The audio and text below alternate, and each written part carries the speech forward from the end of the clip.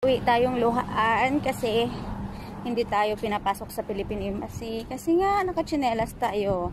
So guys, sa may mga appointment dyan o kung gusto nyong pumunta ng Philippine Embassy, kailangan nyo taga mag sapatos, okay? Hindi kagaya ko, naka-slipper ako guys. Naka-slipper ako kaya hindi sila pumayag na papasukin ako doon sa loob ng embassy. So, kailangan po naka-proper attire kayo. Ako kasi pambahay lang po. Ako kasi nag-walk-on lang. Tapos ang init kasi. Yun ang dahilan.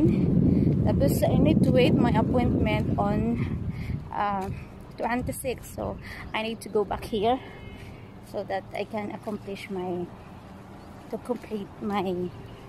requirements. So guys, uuwi na tayo.